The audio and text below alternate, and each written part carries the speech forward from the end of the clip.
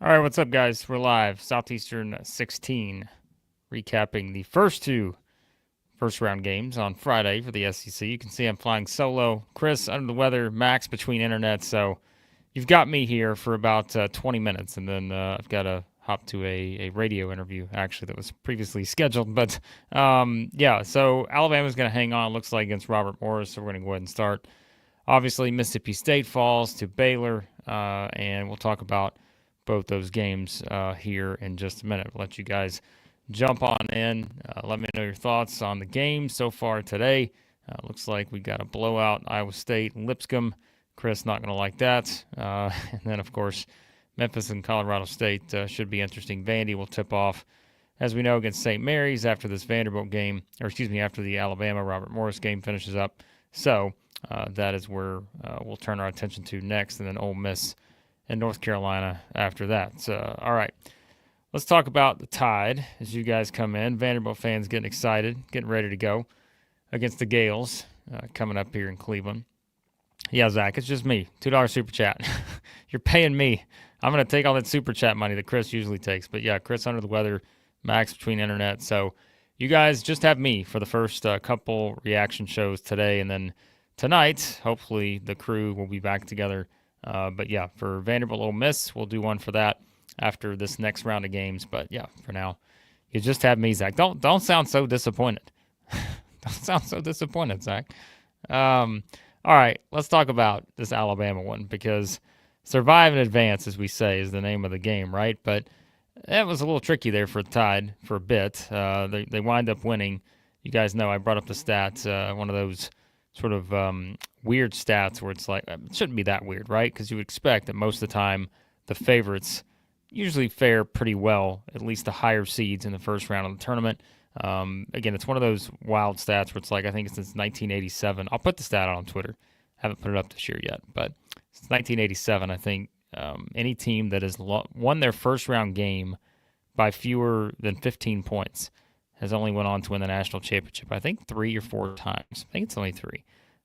So yeah, Alabama did not meet that criteria today. So do we cancel them out as potential national champions? Maybe not just yet, but they do get the 90-81 win over Robert Morris. Something that stood out about Robert Morris, you guys know this on the streams. We never really talked about this game as a possibility of, upset potential. The guys talked about it in the preview video. But if you do look at it, and I don't remember who said this, I wasn't on that preview video that we did on the channel. But like Robert Morris had only lost one game since January the 8th, and that was by 2 points at Wright State. So there's a pretty confident team coming in, playing really well. And so anytime, we always say it, if you get the underdog getting into that rhythm, everybody in the crowd's going to be cheering against the top seed. They want to see the upset. I guarantee you Vanderbilt fans sitting there in the building, they're rooting for Robert Morris, saying, come on, Bob, get the win. St. Mary's probably thinking the same thing. So sometimes, I think you saw some of that pressure on Alabama here as we were going through it. They weren't, it seemed a little tight. Like they're making a couple errant passes and, those kind of things. And so it just kind of, that's how it goes sometimes when you get in these kind of games. And Big Baller Brett weighing in with his thoughts. Not thrills with maybe, the consistency or lack thereof in a game like this. But yeah, Tasha BTV here, stressing out. Probably not the only one, but I just thought it wasn't, not to compare the two, but we might as well. We talked about this same thing with Auburn yesterday, right? It's just kind of, you want to see teams locked in these kind of settings. And let's be honest, if we look at the SEC's first round results so far for the top seeds, Auburn wins a game by 20 against Alabama State, where even the coaches were saying, this is basically unacceptable. We talked about the Dylan Cardwell quote. Alabama wins a game as a top 2 seed against Robert Morris, a 15 seed, by 9. Tennessee beat Wofford by 15. That's fine, but still, there were a couple spots in there that was a little iffy. You just want to see one of these SEC teams come out and just demolish someone, right? Is that what Florida's going to do here in a little bit against Norfolk State? So yeah, I think there is something to that, being a little bit disappointed in terms of maybe these games not being as lopsided as you would expect and all that kind of stuff. But it's a win, and it's March, and we always say sometimes that first game can be just as tricky as any of them, because they were bringing it up on the broadcast today too. Getting away from we know what the SEC style looks like. And you guys know we talk about that all the time. How is that going to impact the way some of these games are called? Where in the SEC, you wind up getting, 50 foul, 75 free throw type games sometimes. And, sometimes if these games go a little bit differently early on, you're adjusting to maybe a different style of play a little bit because you're seeing teams that just haven't played like an SEC team. Sometimes that's going to happen. And so I don't completely overreact to round one for anyone, just because I do think it's one of those things where we say it's adjusting. It's an adjustment, that first game sometimes. But nonetheless, I mean, it is not something necessarily you want to see. And just, giving up 81 points, you score 90, which we said, I mean, Alabama's going to usually get theirs no matter what. But, I think you still would like to see them play a little bit better. Didn't shoot it well, right? And I think that's the thing that stood out the most to me is, it turned over a little bit, didn't shoot the ball well, gave up 16 offensive rebounds. I think that was something, too, that just can't happen moving forward. You can't give those second chance opportunities. Robert Morris had many more of those. 16 offensive rebounds and just 5 for Alabama.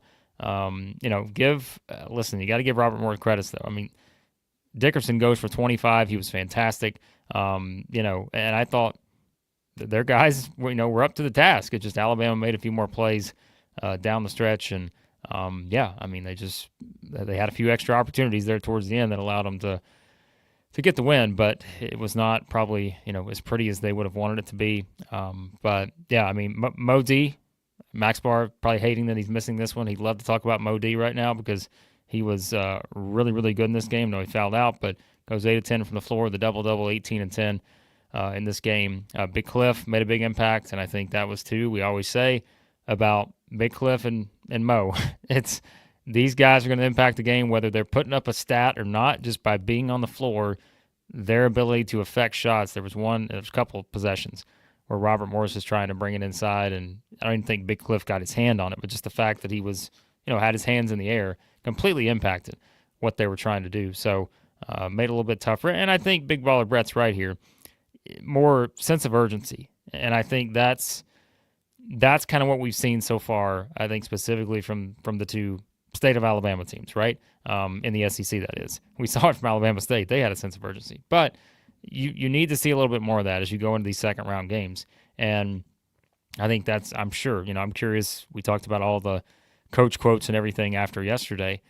I'm curious to see what Nate Oates has to say, about this and maybe, what he sees. And I know he's a film guy. He'll go back and look at this, and we'll probably get more quotes as he gets ready for the matchup against whoever it is, St. Mary's or Vanderbilt. But, yeah, I mean, it's just I think you, again, look at it this position. You're the favorite. All the pressure's on you. And I just thought Alabama, at times in this game they looked like they were feeling the pressure because Robert Morris had nothing to lose. They're the underdog. No one's picking them. Again, we never even considered this as an upset, not even a thought. And so it just that's the way it works sometimes. But Alabama gets the free throw line 24 times. Sears got there 13 times. They missed some. They missed 8, but shot 67% from 3, 59% overall from the floor. So that's kind of your difference there because Robert Morris didn't shoot it that well. So, yeah, I mean, again, it's game one. I wouldn't completely panic, but like Big Baller Brett said, I think he's right. Like, you need a little bit more of that sense of urgency now because moving forward, it's a different challenge. Like, you're going to play teams that are a little bit more, maybe just from a personnel standpoint, right?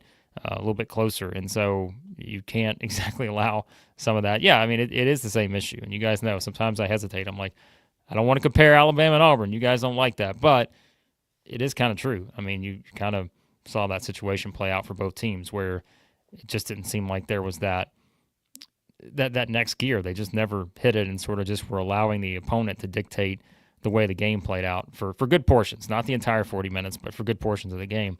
And so, that's got to pick up a little bit, I think, if you're Alabama. But you guys also know, I've said I think no matter who advances, I think that's a good matchup for Alabama. But, hey, just like we said with a couple other teams yesterday, they're going to have to play better, probably to feel like they have a great chance to advance into the Sweet 16. So, St. Mary's still a favorite over Vanderbilt, getting ready for that one. So either the Tide will see the Commodores for the second time this season. They beat them 103-87. That was back in January. Or they're going to play, again, a pretty good St. Mary's team that, as we know, defense is kind of their calling card, but they're also, talk about a team that can grab some offensive rebounds. St. Mary's second in the country behind, guess who? Texas A&M when it comes to offensive rebounding percentage. So if you're Alabama and you just gave up 16 to Bob Morris here, I think that's definitely going to be a priority if St. Mary's is the matchup. So, so we'll see how it goes there. I know you guys are sitting in comments, by the way, too, but I'm sure you can understand. I'm not able to look at all of them right now as I'm trying to navigate through everything here, but I will try to get to a couple here. I am going to have to cut this off, like I said, at a hard 20 minutes because I do have to hop on to another previous sort of radio/podcast obligation, but I wanted to jump on and chat with you guys for a few minutes here, and we'll talk about Mississippi State in just a second. But here's a good question. And for me and Bama fans, who would you like to play next, St. Mary's or Vanderbilt? St. Mary's or Vanderbilt.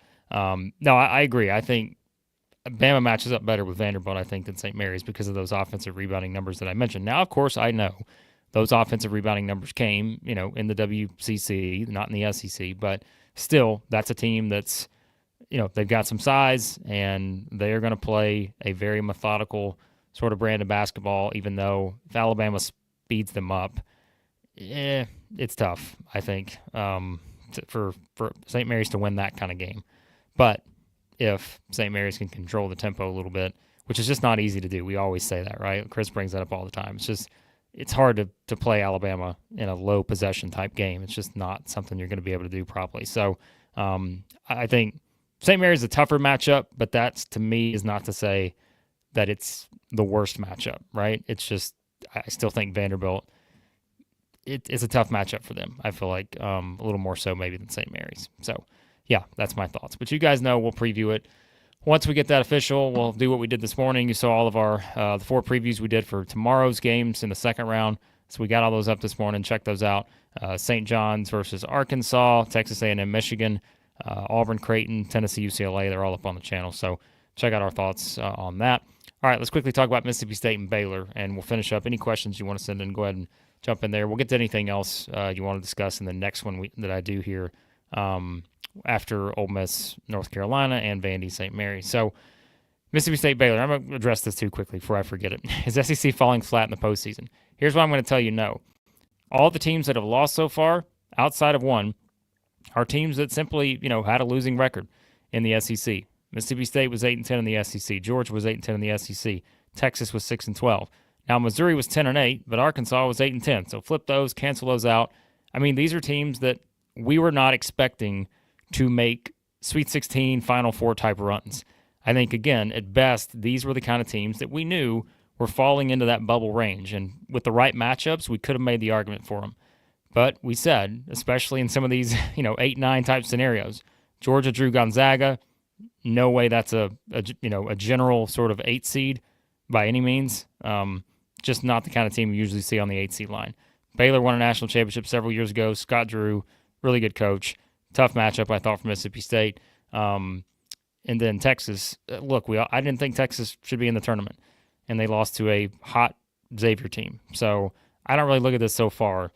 Now, had Alabama lost to Robert Morris, sure. Okay, all of a sudden we're getting in the disappointing tier. But as of right now, knock on wood, everybody, the teams that you feel like have the longest path to keep going into this tournament, they're doing okay, at least in the games that have been played so far. So, and again, Missouri, it's a tough loss, but I mean, you put yourself in that position to be a 6 seed. You play a 30-win team that, plays a style that just simply did not work. It just could not find a way to crack that code with Drake. So disappointing loss, but I think Arkansas's win kind of makes up for it. I wouldn't say falling flat just yet, but we've got games still to come. And listen, to tie it into this, no, Mississippi State isn't a pushover either, but Mississippi State's been one of the most inconsistent teams out there over the past little while. And so that's why, to me, no matter what happened in this game, how could I make sort of the convincing argument they're going to go on and beat Duke? I wouldn't have been able to. And so they lose this game, 75-72 to Baylor.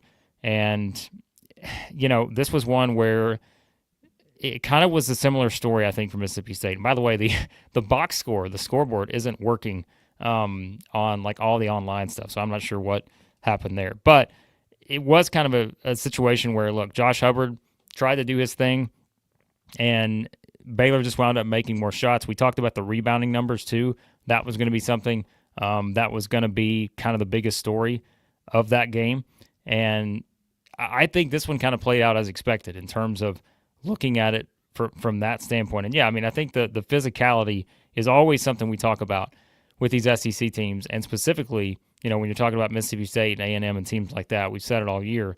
But I do think it's one where I look at a situation like in this one where you knew it was going to be physical. Baylor's always a good offensive rebounding team. We said that. I mean, under Scott Drew, they've always done a pretty good job of that. But go beyond that. They're just a team that's going to bump you. They're going to be physical. And I thought Mississippi State gave themselves a chance there at the end, right? But to not have Josh Hubbard get a shot there at the end, like, that's tough. So that's difficult. And I know what they were trying to do. They did a little dribble handoff to try to get, I think it was Harris coming off on the right there. They were going to set a screen to get it back to Hubbard, but they never got to that point. Harris, I think, takes the shot instead. And so it's tough to go out that way, because I feel like at worst you want to have Josh Hubbard, even if he's taking a jump shot from half court, probably finding a way to get Hubbard the ball into just taking a jump shot of some sort to try to tie the game is what you would have wanted. But it didn't happen that way. And a couple other notes I had here too, and these were from sort of earlier in the game. We talk about how the game played out. I think Mississippi State, they brought up the stat. They shot 9 threes, like in the first, I think it was 9.5 minutes or something like that of the game. That's another one of those where it's just not a great shooting team. And I think to sort of start the game like that, and look, that wasn't the final story of this thing, right? But for a team that, is a 300th or so nationally in three-point percentage, starting the game off like that, taking a lot of threes. And I know, again, Hubbard, hey, if he has an open shot, it doesn't matter where it is, you're going to let him take it. But I thought that was kind of something, too, where you maybe would have liked a few more of those opportunities early on, but just didn't happen that way. So your traditional 8-9 game, figured it would be close. It was close. And, yeah, I think, as we said, it's sort of a situation where Mississippi State gave themselves an opportunity, but, I mean, look, Sven says it here. I mean, it's like you have to win the rebounding battle. You have to be able to, prevent the other team from getting those opportunities. And, Baylor just simply made more plays, and I think that was the name of the game here against Mississippi State. Disappointing, I think, for Mississippi State to be ousted in round one for them because, like we said, remember, it was not that long ago for the Bulldogs that even early on, they started 2-0 in SEC play, and we're talking about, hey, that's a profile of a 2 or 3 seed, right, at that point in the season. But, man, that was 2 months ago. And since then, lost a couple tough games, and then down the stretch, they lose the game the way they did at Alabama, lost a couple more tough games, the home game to Texas in overtime, lost by a point at Arkansas, lost a close one at Oklahoma. They just simply couldn't get over the hump. Sorry, pun not intended there, but that just was the way it played out for Mississippi State to finish the season, and that put them in that 8-9 spot. That's what we said. They were kind of falling into that range where you don't want to put yourself in that position. And then we look up, we're like, oh, they got Baylor, and then they got Duke potentially. So, yeah, that's what happens, though. When you finish the season kind of on a slide, LSU was the only team they beat since the past month after they beat A&M at home. LSU was the only team they had beaten heading into this tournament since February 18th, so in a month. So that's tough to rely on a team like that, I think, in this kind of setting against, like we mentioned, a Baylor team that has guys, you saw it there, guys who have played really valuable minutes in these high-profile type games. And I thought that was kind of the story of this game for Mississippi State. But, all right, guys, I am going to hop off here shortly. Like I said, I got to jump on to something else here in a couple minutes. But, again, the game plan, you'll get me again for the Ole Miss Vanderbilt kind of combo we're going to do for that one. That's the plan right now. So we'll jump back on, talk about those two games. But Alabama moving on, Mississippi State eliminated. So we'll see if we can get at least 1-1 in these next two. May be difficult. The Tar Heels, as we said, playing like juggernauts in Dayton, blew out San Diego State. Vanderbilt, I think, has got a tough matchup against St. Mary's. But we've seen the Commodores rise to the occasion this season. They just got to be able to crack the code of the St. Mary's defense and keep them off the glass if they do that, I think Vanderbilt's got a shot. I may or may not be going to put my Vanderbilt money line bet in right now to kind of do the emotional hedge since I picked St. Mary's. But we'll see how it plays out. But all right, guys, appreciate you as well. And again, turn on your notifications. You'll know when we go live. We'll be doing one after Ole Miss Vanderbilt. Then we'll do something tonight after Florida and Kentucky. That combination of games, Florida, Norfolk State, Kentucky, Troy, and yeah, we'll jump on after that too. And then maybe tonight as well if Oklahoma beats UConn. We might have to have a midnight party talking about Oklahoma beating the back-to-back national champs. Might be tough. But all right, appreciate you guys. We'll be back in a little while. Talk Ole Miss, North Carolina, Vandy, St. Mary's. Hit that subscribe button. Hit the like button on your way out. Thanks as always for watching. And yeah, talk to you soon here at Southeastern 16.